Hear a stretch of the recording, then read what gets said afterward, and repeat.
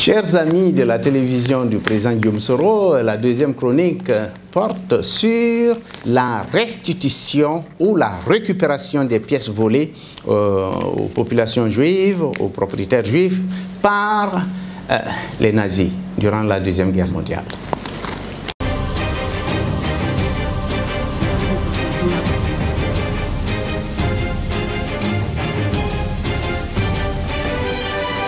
Nous avons parlé de la restitution des biens culturels, du patrimoine culturel africain pillé, spolié ou recelé dans les musées privés ou publics occidentaux.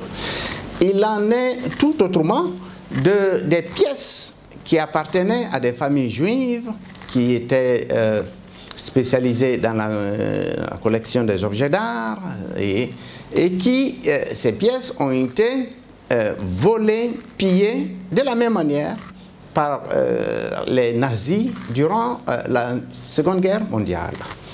Ici, il s'agit des biens privés qui sont la plupart du temps objets de blanchiment à travers les séries de mise en vente aux enchères, l'encan, la vente à l'encan, alors qui sont dans un processus de blanchiment.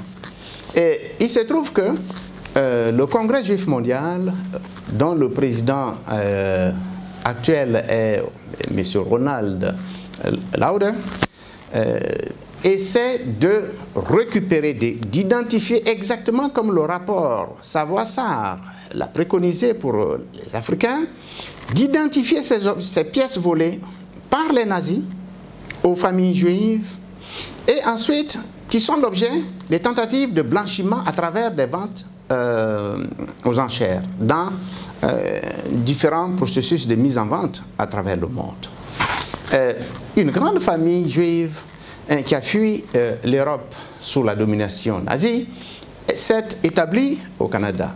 Il s'agit de la famille Stern, qui a d'ailleurs fondé, qui a une fondation, la fondation Stern, dont la préoccupation première est la récupération, l'identification, la récupération de ces biens spoliés par les nazis. Dernièrement, il était question au Canada de la récupération d'une pièce rare d'un peintre néerlandais, la Storm at Sea, qui a pu être ainsi récupérée par la famille Stern, qui est à la recherche de près de 400 pièces volées par les nazis dans l'Europe occupée. Alors, il s'agit à peu près de faire valoir ce que l'on a appelé les principes de Washington, signés en 1998 et signés par 44 pays, qui s'engagent à rechercher, identifier, récupérer et restituer ces pièces volées, ces biens privés volés.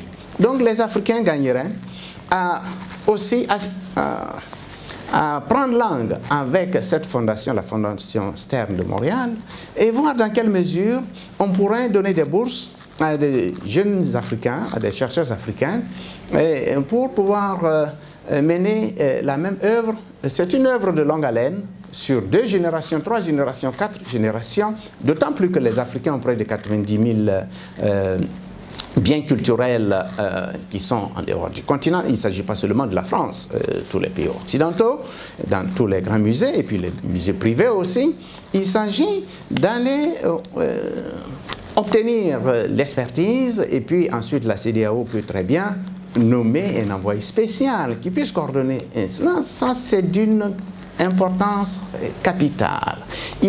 Surtout, il y a quelques voix méprisantes de par le monde occidental qui estiment que de toute façon, les gouvernants africains n'ont pas fait de demande de restitution. Et comme si ce sont les demandes de restitution qui valident l'impératif de restituer. Il y a là une schizophrénie inacceptable. Je pense que les Africains, pour une fois, doivent jouer responsable et puis, sur 2 ou 3 générations, se battre pour que les Africains aient leurs biens culturels sur le sol africain toute chose qui nous permettra de reconstituer notre mémoire et puis notre humanité. Je vous remercie.